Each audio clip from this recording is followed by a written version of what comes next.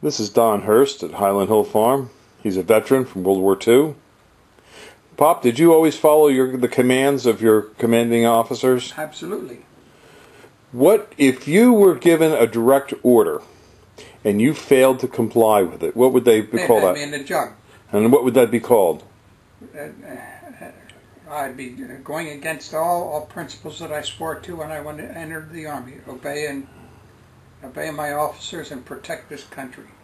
Would that, if a group of officers failed to follow out the lawful command of their commander-in-chief, i.e., military officers failing to follow through with the command of Barack Obama, would that be considered a mutiny? Yes, it would be. Okay. It appears that Bob Woodward's book is pointing out that our commanding generals were told by the president to come up with a plan, an exit strategy for Afghanistan. And this occurred last year. The generals only offered plans whereby an increase in troop strength would be forthcoming in their operational plans. Barack Obama did not like that. Barack Obama then, because he couldn't get the answers from the generals that he wanted, drafted his own policy and plan. Now, if a group of officers fails to follow through on the command of the commanding general officer or the president, they should either resign or they should be brought up on charges and court-martialed. But obviously Barack Obama didn't want to do that because Barack Obama's only interest was in not losing the support of the left-wing fragment of the Democratic Party that is supporting him. Now, this is a very serious allegation. Either we have officers in the military refusing to obey a lawful command, or we have a commander-in-chief who is reckless in his carrying out his duties as commander-in-chief. I think he's absolutely reckless as a commander-in-chief in this particular situation. I think that Barack Obama is in over his pay grade. I don't think that he's qualified to be president, and I don't think that he has the necessary experience to run this country. There's not much we can do about it as a nation now. About the only thing we can do is perhaps to elect new leaders in this next coming election to try and mitigate the damages that this man is doing to our country. I don't know how you people feel in YouTube land, but please leave your comments as to whether you think Barack Obama should be replaced or if we should just linger on with him. I think it's time that American people rise up and face the music. We have an incompetent president who may also have psychological problems, which I don't want to deal with because I'm not a psychiatrist. But it's obvious that the administration is dysfunctional. And when an administration is dysfunctional, it's dysfunctional because of the man on top, not a bunch of the little peons that are running the show. It's the man on top who is ultimately in charge. If the administration is dysfunctional, then the man at top is dysfunctional. Way over his head. He's over his pay grade, and I believe he knows it. This is a sad day for America. Yes, and I feel for the parents who have kids in the service. And I know what it was like during World War II when my brother was killed. What a disaster that was to the family. And your daughter's husband was severely wounded in Fallujah. Yes. Had his back broken in a car bomb. Yes. So our family has made the sacrifice. There was actually 5 of us, 5 boys, and we were all actually serving this country. And you always followed lawful commands in the military? Absolutely. Well, thank you very much. This is Don Hurst, and I'm Bill Hurst at Highland Hill Farm on Route 313 in Fountainville. We're your conservative nursery. We only supply trees to conservatives. Hello, my name is Mike, and we're at Highland Hill Farm today, and I want to talk to you about how to water plants are in pots. And right here, right in front of me, is a good example of a plant grown in a pot, and we can see that it has a black plastic pot on it. And this black plastic pot, you can also see that by my shadow that there is sun hitting this black plastic pot. And since the sun is hitting this black plastic pot, it warms up much faster than if it was in a red or in a white pot. So if we do have a pot like this, we have to make sure that we water it very well.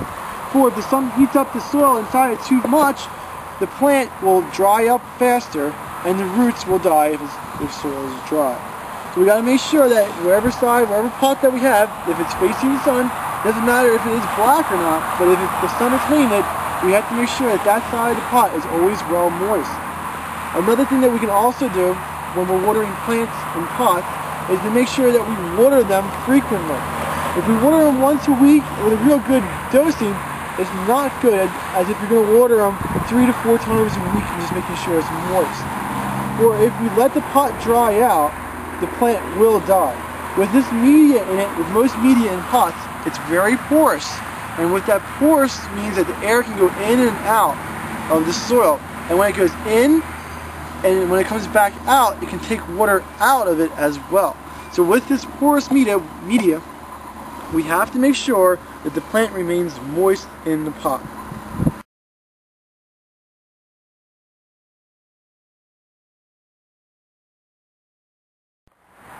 Hello, my name is Mike Hurst. I'm at Highland Hill Farm. And right here we have our Niagaras that are 4 to 5 foot tall, which are really nice size. And I want to talk to you about something that's going to happen to all evergreens this year as we get closer to the fall, and that's called fall needle drop. That if you look at the ground, you can see some of these yellow needles coming off. That is a symptom of fall needle drop. Every evergreen, every year, loses its needles in the fall. And what's happening is, as the new growth starts hardening over, the plant can't support all the growth that it has. So it gets rid of its interior needles, and when it gets rid of it, people can see it sometimes as being yellow. And I guess if we look into the center more, I guess this one over here is better, you can see that the needles do fall off into the center, usually towards the lower part of the tree. The reasoning for the lower part of the tree, not the upper part of the tree, is because the lower part of the tree gets less light than the upper part. So as the plant evaluates itself and which parts of the plants are producing more energy and which ones are not, the ones towards the lower are getting less sunlight, therefore getting less photosynthesis. It's contributing less to the plant. Therefore the tree itself does not view that part of the plant as important as the top part of the plant, which you can see is very nice, thick and full. So as you look at your arborvitaes, hollies, spruce, pine, or any type of boxwoods or Japanese hollies, you should see a healthy plant should lose between 1/4 to 1/3 of its needles every year during the fall. It is a naturally occurring process that the plant does. And if you do see it and you see the needles falling down in the ground, don't scrape it up and take it away. What that is, that's the plant actually doing fertilizing and putting mulch down on itself. What this mulch does is it creates the correct pH for the plant to grow in, and as this debris starts to break down, it gets released and the plant can uptake it again through its roots. So if you just let it sit there and let it decompose on its own, it is part of the plant's natural system, and that is how healthy plants live.